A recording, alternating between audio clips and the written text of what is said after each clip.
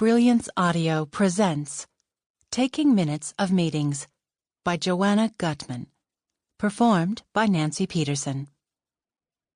Minutes are vital to the success of the meeting. Participants rely on them for information on subjects they did not understand or to fill in gaps when they lost concentration.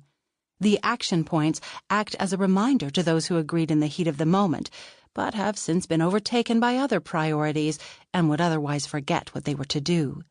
Those who could not attend need an idea of what was decided in their absence.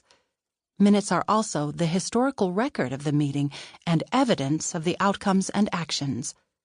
At some stage in the future, when the participants have probably moved on and almost certainly forgot what happened at the meeting, an investigation may be held in the light of a negative event. The minutes are the only record of what decisions were made and why, together with how they were implemented.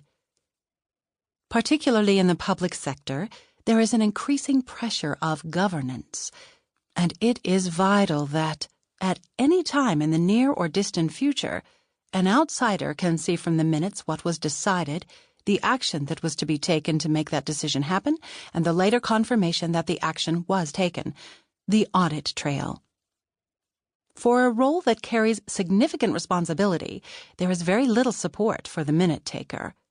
There is a common misconception that secretaries can take minutes. This seems to stem from two sources. First, the word secretary, as in committee secretary. Secondly, the idea that taking minutes is about speed and secretaries can write fast, particularly if they have shorthand.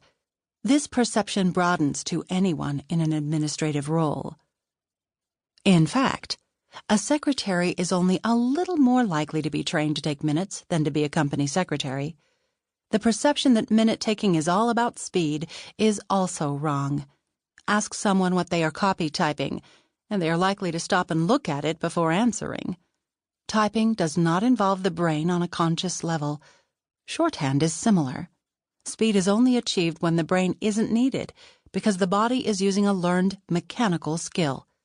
Whilst fast, legible writing is an advantage for minute takers. What is needed is a combination of good listening skills and confidence to clarify where necessary.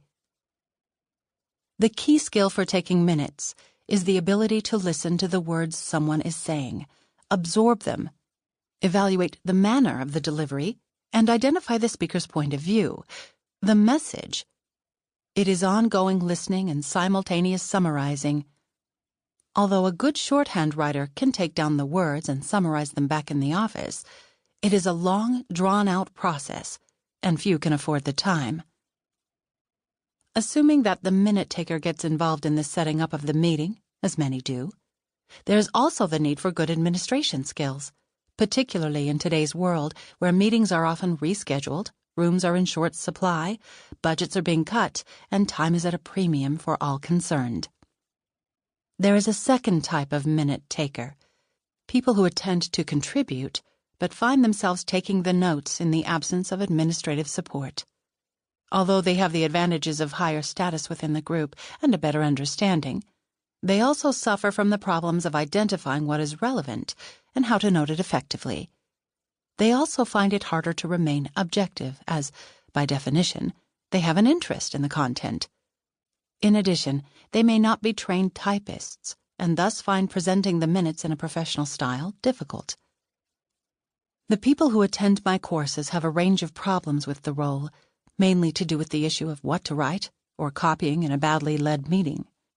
Quite a few report sleepless nights before a meeting and feelings of stress before, during, and after it.